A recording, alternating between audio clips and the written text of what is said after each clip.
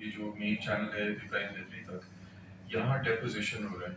تو سائنس پیٹ کی سائڈ پہ ایروژن اور دوسری سائڈ پہ ڈیپوزیشن ہو رہا ہے. تو اس کی وجہ سے جو بیچ آپ نے دیکھا ہوگا سی ڈیو کا جو بیچ ہے، پہلے تو وہ کلفٹن کے بالکل نزدیک ہوتا تھا، اب تقریباً وہ آدھا کلومیٹر آگے آ گیا اور وہ کنٹینیو کرتا رہے گا.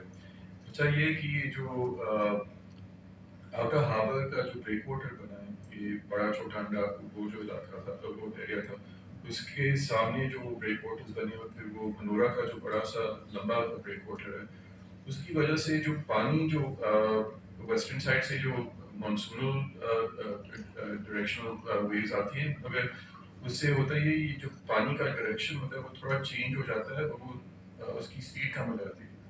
اس کی وجہ سے جو سینڈ ہوتا ہے پانی میں وہ ڈپازٹ ہو جاتا ہے، وہ سیٹل ہو جاتا ہے، اور اس سائڈ پہ ایسٹرن سائڈ پہ پھر وہ ڈیپوزیشن کا ریجیم شروع ہو جاتا ہے. تو اس کی وجہ سے یہ جو چینل ہے ابراہیم نیدری تک، وہاں آپ نے اب دیکھ لیا ہوگا کہ ایک سینڈ بار بن رہا ہے.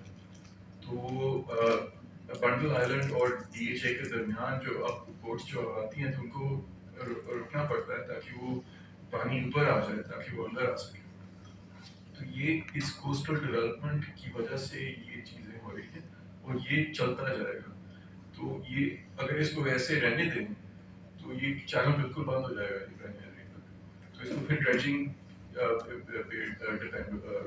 وہ کرنی پڑے گی. ایک تو یہ کوسٹل ڈیپوزیشن کا مسئلہ بھی ہے، اور پھر وہ مینگرووز کی بات ہو رہی تھی. تو یہ نرسریز ہیں فشریز کی، مگر ان کا کوسٹل ایروژن کا بھی بہت اہم انوالومنٹ ہے کہ اگر یہ مینگرووز بنڈل پہ گئے، بڈوں پہ گئے، تو پھر یہ ابراہیم نیدری کو بالکل یہ ایکسپوز ہو جائے گا سی فرنٹ کو.